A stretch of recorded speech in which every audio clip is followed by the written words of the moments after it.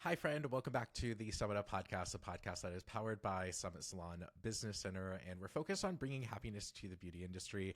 I'm your host, Blake Reed Evans, and I'm so excited about this episode today because it's all about growth. And we're going to really dive into the nuance of growth. Like, what does it take? Of course, we're going to jump into numbers, but also I'm more interested in the things of community. How do you grow people? How do you stay people focused? And we were presented with an incredible salon company. They're called A Head of Hair out of Midlothian, Virginia. And the team, Heather Meredith and Megan Moore, are here to share with us just kind of the nuances of how they were able to experience in 2025 16.7%. How they were able to experience 16.76% growth in 2025. And I'm just so excited to have them on the show. Welcome, Heather and Megan. Hi. Hi. I'm really excited to get into all the nuance of this. So first of all, let's just give quick context. How long has the salon company been open? I purchased it in 2003. I did Amazing. work there before that. I've been there since 1991, but bought it from a previous owner. Had a couple business partners, and then we've evolved into just me. Amazing. Okay, so the salon has been around since the 80s, it sounds like, and then you started there in 91, purchased it in 2003, had some different ownership changes, and then okay, that's amazing. And then how long have you been with Summit for coaching? Well, as soon as in 2003, when we took over the salon, it was me and two business partners, and we just realized we had no idea what we were doing. So I was the finance person, so I'm just like, keep cutting hair. I mean, we know we can do that. So Yeah. let's just keep cutting hair. And we went to a Myrtle Beach hair show in 2003. And we sat in with Michael Cole and Randy Kunkel and that old group. And we joined right away. Amazing. And so I that's the thing that I wanted to get into because I knew that you've been a legacy Summit Salon and to have experienced 16.76% growth in 2025 is massive. So I think that's what I wanted to highlight for our friend listening is really understanding like that's you don't do numbers like that 3 years into ownership typically. So I'm excited for us to get into the nuance of all that. So with that said, what were some of the roadblocks that you felt like you experienced coming up through salon ownership? Because you mentioned having multiple partners, then now it's just you. So what were some of the roadblocks that you came up along the way? Well, I think it was, stylists leaving to go to booth rental. And, you didn't have one leave at a time. You had a bunch of them leave at a time. And, we experienced that through the whole, span of time. And the biggest one I would say was in the fall of 2015. Megan and I are trauma bonded through that. So we will always, work together. But that was pretty big. I didn't know if I could get us through it, but I did. We had two salons at the time. So, and then since then it's just been me. And at that time we had the stockholders and everything. But I had an owner and a stockholder leave. I had another owner leave because he moved out of the area before that. And so at that point, we decided to move ahead with just me.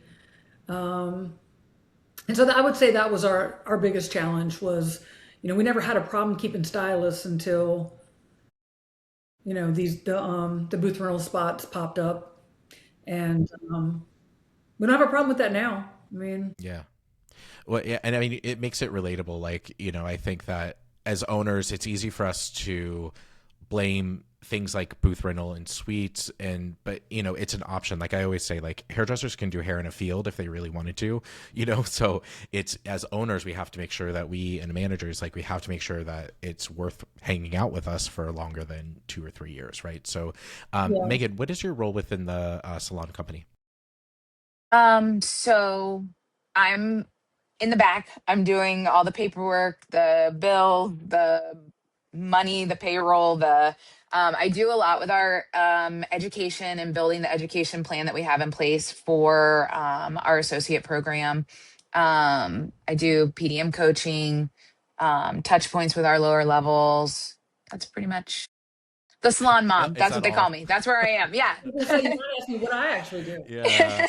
And yeah. And so, Megan, let's talk about that, because were you working with the salon when that it sounded like you were, right? You were in 2015, you were there for the walkout. I want to know from your point of view, like what was it like going through that walkout experience? Terrifying. And, It was terrifying. Yeah, I mean, when Heather says we're trauma bonded, I mean, it's a joke, but it's true. It was the day it happened, like we were back in the salon the next morning at like 5 or 6 in the morning. I mean, it was still dark outside. And I mean, we didn't know how we were going to do this. We did, what we knew was that we had, 20 something employees at that point that we were not going to let be unemployed. And to the best of our ability, we're not going to let let this affect them any more than, what we could help. And it was, I mean, it was years of trauma. It was years of just always feeling like we were on a roller coaster that we could not get off. If we weren't together, we were on the phone with each other every day because there was something constantly popping up. I mean, it was absolutely terrifying. And Heather, what about you from the owner's point of view? Like what was going through that like? Well, at the time, I had to claim bankruptcy. Mm-hmm. I got sued twice because I had previous stockholders that left. And just the fear behind, what if these girls don't trust me? What if they decide to leave? And we'd had a walkout not long before that. So we'd had a couple right there in a row, and then this one was the big one. It was a lot. It was. So, and either of you can answer this one. Like, what were some of the things that you've done since then to identify, like, maybe pain points within the organization that may have been one of the reasons? People leave for many reasons. There's never a singular one, but the stuff that was within your control, like what were some of the things that you ended up making changes for? Because obviously with this amount of growth in this last year, like, things are going well. So, but what were some of the changes that you made? The day that I found out that we didn't have active coaching at the time. We were still Summit, but we weren't doing active coaching. So the day that it all happened, sales rep said to me, I've got somebody in town that you can meet with, and I think you need to sit down with her. And it was Deb McMahon, and it was a godsend. And still is. Yeah. We will always have active coaching. No more cherry picking the active coaching. Yeah. So I think that I had to kind of change my mindset away from the old school way of thinking, which is, no, you have to work every Saturday. I worked every Saturday, and you're going to work these hours because you're this level. We had to kind of decide to, I think that was one of the problems was, the rigid hours and the every Saturday, and there wasn't a lot of, flexibility at the time. So we got real flexible. And, I felt like I always put them first, but I had an old school mentality. So I actually enjoy, being able to give them more work-life balance. And, we contribute to their 401ks, and, we do the match, and, we want to be able to do all those things. That's amazing. Yeah. I thank you for bringing that up, because I think that's a really big challenge a lot of legacy salons have is we've done so many of these things that have gotten us to this point, and those exact things are going to be the things that hold you back from growth. And that is a really hard Yes. pill to swallow, because you're like, what do you mean this has worked for the last 20 years, so why can't it work for the next 20? And what I'm noticing now is it's a little cyclical. Like, we were so flexible for a while, and then we've actually had to tighten things up a little bit, just because people want it. Like, the amount of time they're like, we need a little bit more structure, and we're like, okay, great. We already know what to do. So, so it is very interesting how that happens. So, you went through every salon owner's nightmare, which is a massive walkout, paired with maybe some other ones that kind of bubbled up to it, like that, that's the worst of the worst.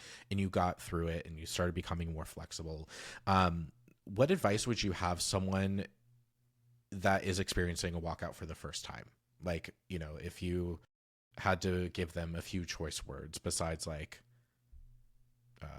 pray, like, what else would you say? Well, first of all, I would say, I don't know if you need a good lawyer, but if you need one, get a good lawyer, but Yeah. and get a good coach. And I think you do have to look in. I think you, like you're saying, it's a choice. You don't own these people. And so there's a reason, whether it's a true reason or not, there's a reason that people leave. And so, Mm-hmm. you know, you got to figure it. If nothing else, I think Heather and I were determined to learn from it Yeah. and not have it happen again. If that's the most or the least you can do during it, that's so important. Mm. Thank you for saying that, because I think that it definitely sounds like something that would be really necessary to take in consideration, is like, what role did we play in it? Like, we were watching, we didn't have a walkout, but we did have a lot of people like move away, stop doing hair, some went to suites.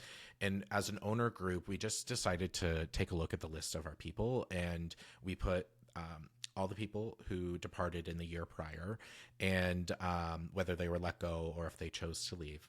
And we just kind of went through, and we asked our owner group of, okay, take a look at that list, and what was your relationship like with that person? Do you feel like you could have had any part of the reason of their departure? And what is it that we need to do to close that gap? So, if someone's more of an icy personality, like, what is it that they can do to warm up? Because icy doesn't work, so like, it's those kind of elements that we try to use as a reflecting tool, so that we're constantly aware of us. Like, I always want feedback, personally. So, I think that is really, really, really massive. Now, I want to focus on the good stuff, because, I think that you have so many amazing things happening for you currently. From Let's skip past the pandemic. So, obviously that's a tale as old as time. We all went through it. But what has led now to the growth that you've started experiencing from, like, 23 into 24 into 25? Well, I think 2 years ago we did a massive remodel. Mm-hmm. Um, and I think I mean, we were down to the studs. So I think that the remodel that we did just kind of made it was good for morale. It was really good for morale. And it brings clients in just to have a beautiful space, but also, that's the only big thing that we did. Besides, we revamped our education program and started teaching a new way. And Megan can tell you more about that. But and just trying to, connect with our staff at all times as much as we can. Yeah. Thank you for bringing up remodeling, because it matters more than it should. Yeah. Like, it really. But because we're affiliated with a school, like, I hear some of their feedback, and they're always like, oh, this is so beautiful. And then you hear their comments about other salons, and the other salons are great places to work. Like, if my salon company disappeared tomorrow, I would go work for these people. And but the aesthetics of the salon matters, like, more than we think. And I think it's a lot to do with social media. But so thank you for saying that. Like a remodel is necessary. Now, had you all done like small touch ups and like as time went on to modernize? Okay. But Yeah, our band-aids. the Yeah. different spaces. We have 5,000 square feet now, and Mm, we had 4,000. It was really broken up. So our designer did a whole design for us to kind of more cohesive. mm, Main cutting floor, and then we have a side cutting floor, and then shampoo bowls, and this whole thing. mm. As you know, all Yeah. that. So yeah, they just went in and knocked down all the walls. It sounds Yeah, like. Yes. Yeah. exactly. So Megan, I'm really interested in the education side of things. So like, what were some of the evolutions Oh, that you all did with that? get me started on this. Okay, so in Virginia, the majority of the people that come to us are not licensed. And so we've had to play around a lot with Deb about what our associate program looks like compared to like, old school summit associate program. Like that didn't really work for us because these people weren't licensed. So typically in Virginia, it takes about 2 years to get the 3,000 hours needed before they'll take their state boards. So we just brought everything in house. We do monthly classes for our associates. Every 6 months, they're tested out on the next step. They have to pass their first test out to get to the second one. Um, and then, of course, that's on top of our normal Redkin Purology, et cetera, education. But we were finding that mentors all train so differently. And so these associates would go on the floor after 2 years, and it's like they know how to do one thing one way, or they don't know how to do, a newer technique anyway at all because their mentor doesn't do it. And so our baseline when we built this was wanting every single person, no matter who you worked with, to have the same base education so that we know every stylist that we're putting on the floor has gone through the same training for at least the fundamentals. And the difference it has made has been incredible. We launched it 2 years ago. We're putting stylists on the floor that we just don't have to worry about anymore. It's not that first couple months where you're just like, oh my gosh, I don't even know. I'm not sure how she got licensed.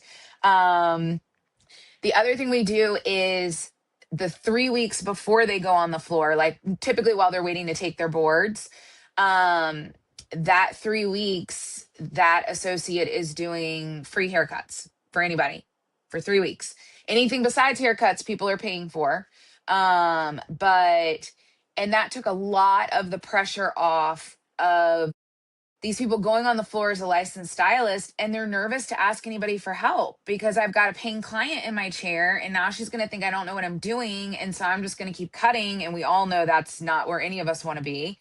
So this 3 weeks is marketed as this is someone who is not licensed yet. They're going to stop and ask for help, and the trade-off is you're getting your hair cut for free. We've not had one call back, one complaint, nothing. People Wow. love it.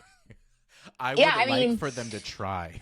right, right. And so, I mean, the clients love it. And then, these stylists, they kind of get the first couple of weeks done without panicking because we've got your back, mentors got your back. Nobody's going to yell at you. Like, you're fine, you've got this. And they just go on the floor with so much more confidence. It's been a total game changer. Oh, that's so cool to hear. I love that idea because you're setting them up for a lot of things. Like they're meeting a lot of people. So obviously it opens up to conversation for more stuff. Then, of course, referrals. And then, of course, just the life experience of like meeting new people and going through Yes. the consultation and like trying to meet their needs and like all of that stuff. I think that's really genius. That's Doing really, it, really cool. they can do it fear free. Right. Like the pressure's taken off. It's been so amazing. The we've been doing the haircut part for 4 years. And so we rolled that into our education program, and now it's just standard. And I mean, they go on the floor. I can remember, back in the day, somebody would get licensed and it'd be the first day on the floor. And like, not only are they melting down, but so is anybody in a 10-mile radius of them because they're so panicky. And now these kids are like, I mean, how much longer is my 3 weeks? Like, I'm ready. I'm ready to do this. I'm ready to go tomorrow. Like, the confidence is there, no doubt. That's amazing. And I mean, that's such a good marketing tool because they can just like blast it on social and like get tons of experience that way. That's incredible. I absolutely love that. So you have these core things, your education, so your associate program is honed in, and then yeah, and then you have a beautiful space for everyone to work in. So that's great. So then what now do you feel like is the compounding factor that has led to additional growth? Like, did you hire a whole bunch of people in 2024 and they all went on the floor in 25? Like, how did what was like the driving factor for that growth? I'll jump in for a second. Back to our associate program. I mean, we put 7 to 8 people on the floor every year through our associate program. Okay, cool. And that's outside of anybody that, any stylist that we hire off the street, if you will. But so we do grow a lot through our program. So this year, I think at the moment we're slated for another 7 that will be on our floor as level 1 stylists. But I think also, I do think that our education, both the associate program and all the education that we offer to our stylists, is a huge draw for people in our area. I think when COVID happened and we had those couple of years where no education was happening, there might have been a few people that were like, oh, I'm glad I'm not going to these classes anymore. They are thirsty for it again. I mean, they are hounding me about when's our next class, what's it going to be about. And education's just always been huge to us, always. So I think that is a big draw for us, that there's structure in within Summit, as far as how you can level jump and how you can make more money. And then also how much stock we put into continuing to educate you. That's incredible. I mean, because it just goes to show the power of a strong associate program, because you're putting these people on the floor, and then you're never held captive again by any stylist ever, because you have the ecosystem to support anyone to depart, no matter what their level. Heather, what else for you? What else do you feel like is a compounding effect that's helped add besides the associate program? Well, like I said, we matched the 401k. Mm-hmm. I upped the match this year to 3% because we had such a great previous, year. So I wanted to be able to give back to them. We try to make, good business decisions and spend our money wisely. Our retail stays about 10%, which I think for our volume is pretty good. Mm-hmm. Yeah, and it's all those sounds great, because I think 401k is like should be a lot of salon owner stream. I'm assuming it's a lot of salon owner stream. So I think that one is definitely massive. And then thank you for saying the thing about retail, because the industry average is around 9%. But you remember whenever it was like, you have to do 20%, and it's just like, Yeah. it's not feasible anymore, because we're not only cutting hair anymore. Right. The service tickets are so big that that makes a lot of sense. So that's also really incredible. And in your team, how big is your team now? 43 people. Amazing. Okay, so 43 people. Now you're in 5,000 square feet. Do you have a spa as well? No, it's all hair based. Cool. And then how many trainers are you at now? We have 10 mentors. Yeah. Okay, cool. So so you have 10 people who are mentors in training, and then you're getting about 7 of them out on the floor each year. So that's good. I want to dive deeper into that part of the associate program, because I think that I think people are scared to hear that. That's like, what do you mean you have 10 people and only 7 are making it onto the floor, and the program's only supposed to be like 6 to 9 months? Or how long is yours, by the way? 2 years if they're coming in off the That's right. I street, forgot about no the apprenticeship. cosmetology. Yes. Yeah. Yeah. We do absolutely. have some that come in licensed. Yeah. Amazing. So you have those two different programs to be able to come into. So um, let's in the associate program itself, like when do you know that someone may not be a fit for the program itself? Because I think that we don't talk about that enough. Like you're working with someone, and let's talk associate first before we talk apprentice, because I think apprentices, it takes more time, obviously, but associates themselves, they come in licensed, and when do you know it's time to say goodbye? Well, our last few have started actually in their senior year of high school. And so they come in, we bring them in as basically as assistants. They come in like a few evenings a week, and Saturdays. And so before we're ever really spending any amount of time on them, that's kind of how we're getting to know them. And then when they finish, and come out licensed, we put them into basically a fast track, like 6 to 9 month program just to learn how we do it and make sure they have those base, Um, and honestly, that's worked out really well for us. I don't know that we've had any that haven't worked out well coming in Great. that way, you know? Um, The last couple that we've had to, that we've had to get rid of was because of starting, just drama. mhm. And so we have a zero tolerance policy for that. You know, I tell them if I talk to you again about this, it's going to be a different conversation. Very mean girl esque, and that's just, That's not what we're about. we're So not doing that. Yeah, I know, and it's so funny. Like the older I get, I realize it has nothing to do with age. It's just the Hmm. personality. You know, yeah, like Absolutely. there are mean girls, 75-year-olds out there. You Yes. know, Yes.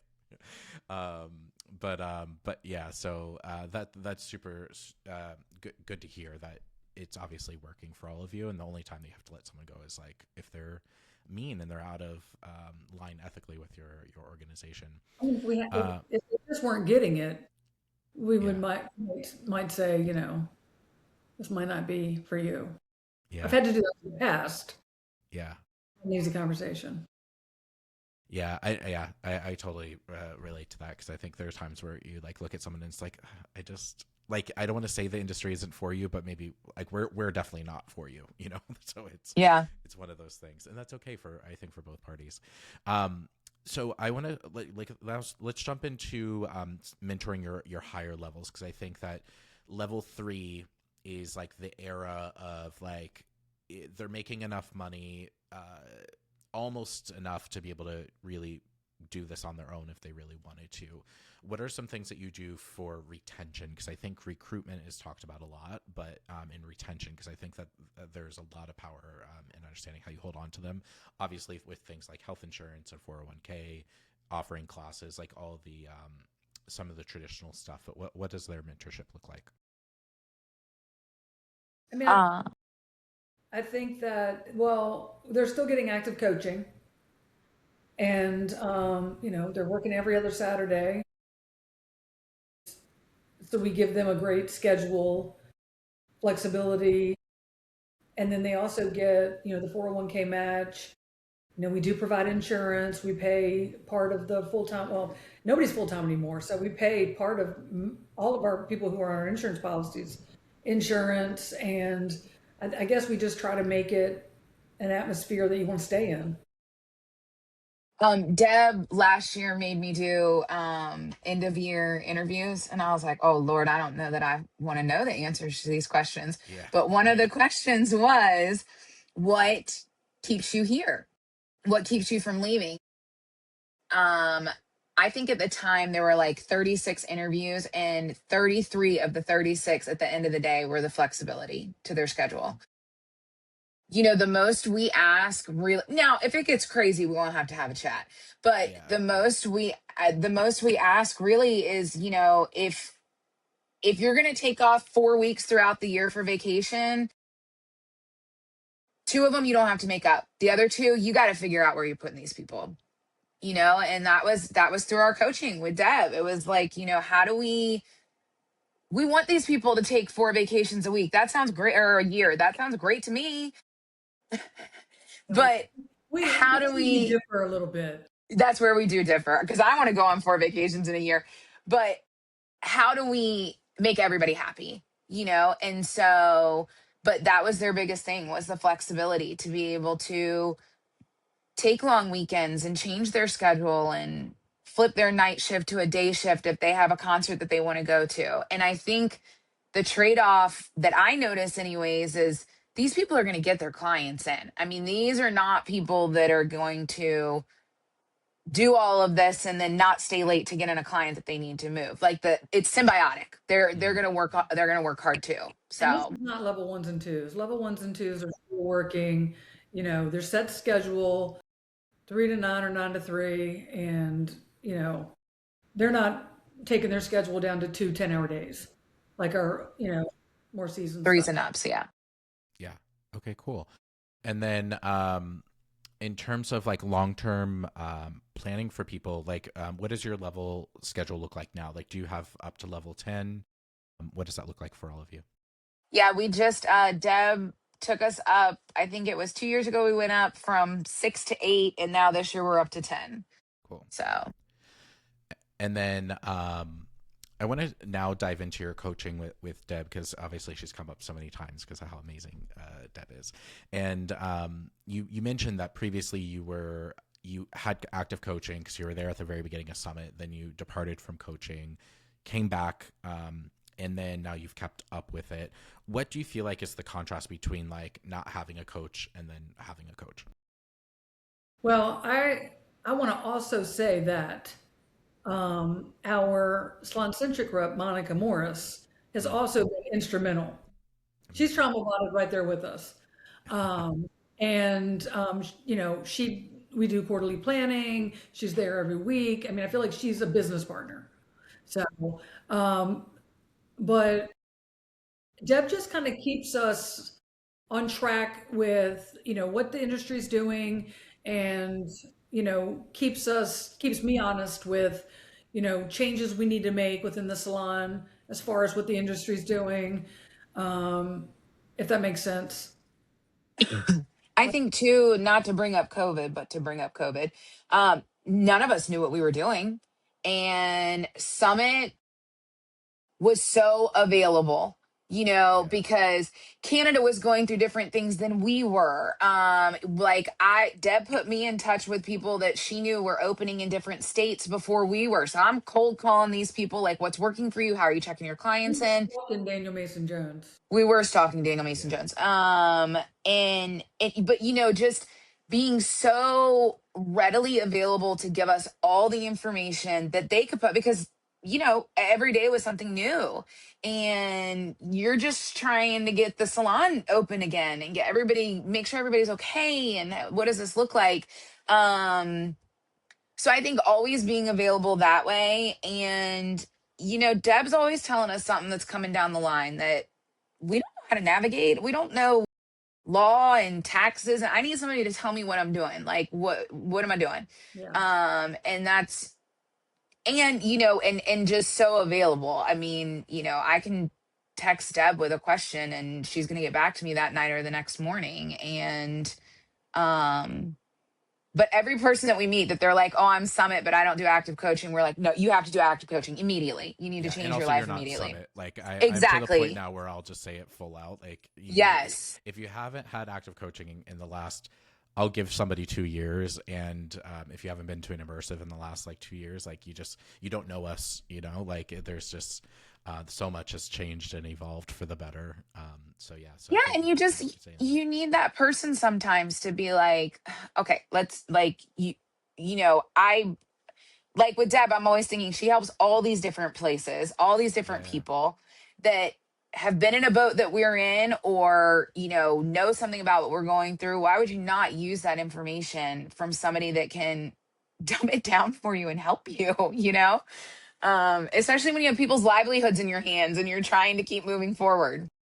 Oh, and she also has a forum once a month where, you know, all of her salons are on, and we, talk shop and see who's doing what and what's working for who and that type of thing too. That's incredible. I always find a coach, no matter, like, I mean, I even think about like my like my personal like life business coach, like it's always good to have that person to be like, you're not special, you know, like the stuff you're going through is not unique. Like someone's been through it before. You're going to be okay. And here's exactly how this is going to help you get through this. Like I always find so much power in that when you have someone that's like, it's okay. Like you, because you know, salon owners, they're always like, well, my clients, you know, my staff, and it's in my area. It's like, no, it's not special. Like, It's you know, everybody's area. it's everybody's, you know, everything has something difficult to go through Hmm. in their area, you know.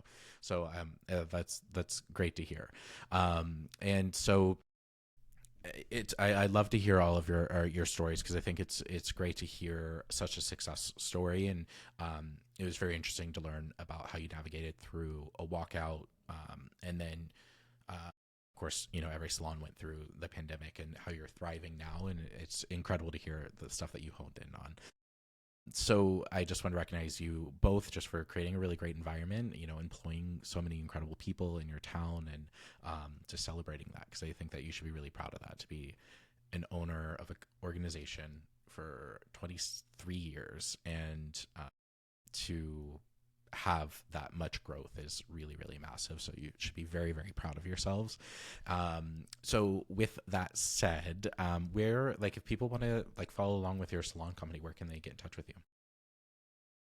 Well, we have our Instagram, which is AOH Salon.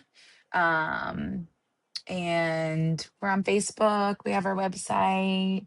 Um, yeah, that's pretty much Great. right. Perfect. And then that leaves us with our signature question. What does happiness mean to you? We'll go ahead and start with you, Heather. For me, I think it's peace, having peace in my life, Hmm. and family, success, my grandchildren, but mainly peace. Few years of no peace, peace is big. Amazing. And what about for you, Megan? Um, I agree on the peace piece. I think happiness for me is knowing that myself, my wife, my kids, my people, my bubble here, um, that we're all okay, and that after this is my 18th year here, so to continue to know that I have a future here and that we are still growing, and how much I just love these four walls is that's happiness to me. Amazing. Well, thank you both so much for being here and being on the show. And thank you, friend, for listening. And if you love this, just take a moment to rate and review us wherever you're streaming from. And also, if you really loved it, take a moment to share it with a friend or coworker. But until next time. Thank you.